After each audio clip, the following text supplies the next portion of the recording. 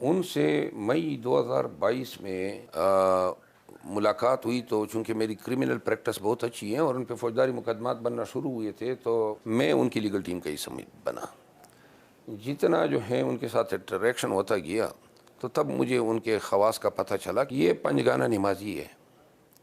اور میں نے ہمیشہ ہماری بات چیت تہجد کے وقت ہوا کرتی تھی، کیونکہ یہ تہجد کی نماز پڑھتا تھا. اس میں انٹیلیجنس کی ذہانت، متانت، اور جو دو خوبیاں ہم میں کامن ہے، وہ ایگریسو رہتا ہے، وہ ناک پہ مکھی بیٹھنے نہیں دیتا ہے. اور دوسری جو خوبی ہیں وہ یہ ہیں کہ خان صاحب جو ہیں وہ اس کو بندوں کی پرکھ بہت زیادہ ہے. اب پہلے نہیں تھی. ایک دفعہ عدالت میں نے ان سے پوچھا، میں نے کہا عدالت میں اس وقت وہ گرفتار نہیں ہوئے تھے، تو میں نے کہا جناب کچھ تکلیف، ہم 8 گھنٹے عدالت میں ہوتے تھے، تو میں نے کہا کچھ سیکھا، کچھ آپ کو کچھ چینج آئی؟ اس نے کہا جو 70 سال میں جو گزری ہے نا، اور اس 1 سال نے ہماری آنکھیں کھول دی ہے، زندگی کا یہ رخ تصور بھی نہیں کیا تھا. لیکن اب جو میں بات آپ کے ذریعے پورے پاکستان کو بتانا چاہتا ہوں، جیل میں جانے والا خان اور باہر نکلنے والا خان یہ 2 مختلف لوگ ہوں گے. آپ یقین کریں، لاسٹ ٹائم میں نے یہ بات کہی تھی، خان صاحب سے میں نے پوچھا کہ کس طرح گزر ہو رہی ہے جیل میں، اڈیالہ میں. انہوں نے کہا کہ میرا نام لے کے کہا کہ جی نماز تو یہ پڑھتا ہے، اور تلاوت اور باترجمہ انگریزی کی ٹرانسلیشن کے ساتھ. انہوں نے کہا کہ ٹائم یہ مل گیا کہ اب جو ہیں اللہ تعالیٰ سے جو قربت ہیں وہ میری مزید بڑھی ہے. ان کا یہ مذہبی رخ بہت کم لوگ جانتے ہیں. تو خان جو ہیں اب وہ ٹوٹلی ڈیفرنٹ ہے. انتہائی اس کی سوچ میں ان تلخیوں نے ایسی حقیقت بھر دی ہے کہ یہ جب بھی باہر آئے گا، پی ٹی آئی کے لیے بھی ایک ڈیفرنٹ لیڈر ہیں اور پاکستان کے لیے بھی ایک مختلف لیڈر ہیں. کیا یہ سچ ہے کہ خان صاحب جیل میں بڑی لگژری قسم کی لائف گزار رہے ہیں؟ جیل مینیول جنہوں نے پڑھا ہے، وہاں ایک رول ہے، کوئی بھی اولاتی یا قیدی اپنے خرچے پہ گوشت بھی خرید سکتا ہے، دودھ بھی خرید سکتا ہے، فروٹ بھی خرید سکتا ہے. یہ ہر پاکستانی کر سکتا ہے.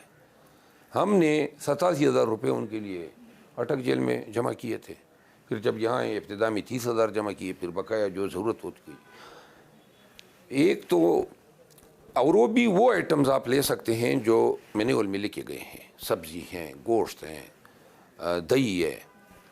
خان دہی کا شوقین ہے، تو شاد، تو لہٰذا یہ مرغ مسلم، یہ اتنے دیکھیں وہ نہ مطلب یہ ہے کہ ایسی خوراکوں کی اجازت ہیں جن کی تشہیر کی جا رہی ہے. جو لمیٹڈ ڈسکرائبڈ فوڈ آئٹمز ہیں یا میلز ہیں، وہ ہم اپنے پیسے دے کے خرید کے اسٹیٹ کو دیتے ہیں، جیل کو دیتے ہیں، حکومت کو دیتے ہیں، اور ان سے ہم اپنی، اور وہ جیل سپرڈنٹ کی ذمہ داری ہے کہ وہ اپنے سیکیورٹی میں خود اس کو بائی کریں اور پکائیں. خان کے قید و بند کی جو صعوبتیں اگر میں نے آپ کو بتا دی کہ کن کن حالات سے وہ گزرا ہے، تو رونگٹے کھڑے ہو جائے پاکستانیوں کے. ابتدائی دور آتی اس نے بالکل، جب اٹک جیل میں لے کے گئے نا، تو نہ تکیہ تھا، نہ کوئی میٹرس تھی، ننگی زمین پہ ان کو سلایا گیا. کیڑے مکوڑے اتنے تھے.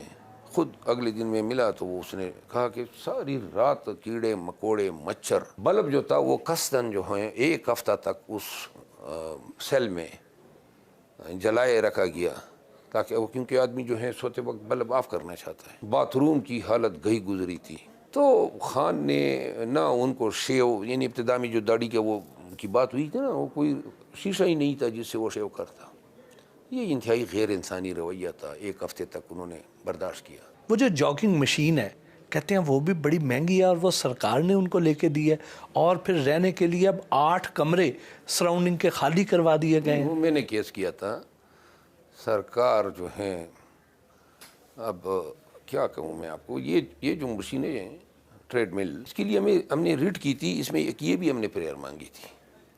تو کورٹ کے حکم پہ یہ ٹریڈ مل جو ہیں وہ بنی گالہ سے میں نے گاڑی بھیجی بنی گالہ کو، اور وہ منگوائی، اور پھر وہ بعد میں ان کو ڈیلیور ہوئی. خان کی اپنی یہ تھی جو بنی گالہ میں پڑی ہوئی تھی. مخالفین پہلے تو کہا کرتے تھے کہ خان صاحب ڈرگز لیتے ہیں اور یہ جیل میں 1 رات بھی نہیں گزار سکیں گے، اور اب ان کا کہنا یہ ہے کہ جیل کا عملہ جو ہے وہ खान साहब को खुफिया तौर पे अंदर ड्रग सप्लाई कर देता है, इसलिए वो वहाँ पे सरवाइव कर रहे हैं। आप क्या कहते हैं? जेल तो सारा उन्हीं की तहवील में है, किसी की मजाल है कि वहाँ पे चिड़िया पर मार सकें। मैं आपको बता दूँ, आपकी बात ये दुरुस्त है कि बड़ी तवक्कुआत थी कि जी ये ड्रग एडिक्शन की वजह से जो हैं ये घुटने टेक। जब एक हफ्ता गुजर गया तो इनको शक पड़ गया कि कहीं जेल वाले कुछ ना प्रोवाइड कर रहे हो, तो जेल वालों पे नज़र हुई, अमले तब्दील हो गए। दूसरी फिर किसी ने मशवरा दिया कि जी इनके आप यूरिन और ब्लड के टेस्ट लें, अगर इसने एक हफ्ते में, 10 दिन में, महीने में, 2 महीने, 3 महीने में कोई ड्रग ली है तो वो रिफ्लेक्ट हो जाएगा। तो इसका नाम तब्दील करके, खान साहब का नाम तब्दील करके किसी और फर्जी नाम से इनका यूरिन और इनके ब्लड सैंपल लिए गए। जब रिज़ल्ट आया तो 9 महीने जो है कोकेन रिफ्लेक्ट करती हैं ब्लड में। अगर 9 महीने कबल भी ली होती ना तो रिफ्लेक्ट हो जाती। वो पता चला कि ना यूरिन में है ना ब्लड में है, ये कोई ड्रग यूज़ ही नहीं करता है। तब जो है सबसे बड़ी मायूसी ये हुई है। इस वक्त बाकी सियासतदानों की निस्बत वकला कम्युनिटी खान साहब के ज़्यादा करीब है, तो क्या इन इलेक्शंस में आम सियासतदानों की बजाय वकला को ज़्यादा टिकट्स देने का इम्कान है?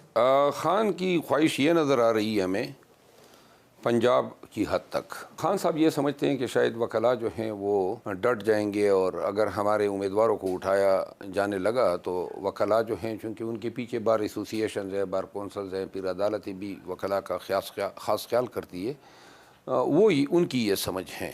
मेरी ज़ाती समझ ये है कि मैं तो ये समझता हूँ कि वकला ने कौम को भी मायूस किया है, और मेरा ख्याल है यही वक्त था कि वकला जो हैं रूल ऑफ लॉ के साथ उठ खड़े होते हैं। यही वक्त था, और ये बुनियादी काम है वकला का। बार एसोसिएशन जो हैं अपने अजला, तहसीलों, टाउन्स, बड़े शहरों में अपने लोगों के हकूक़ के निगहबान होते हैं।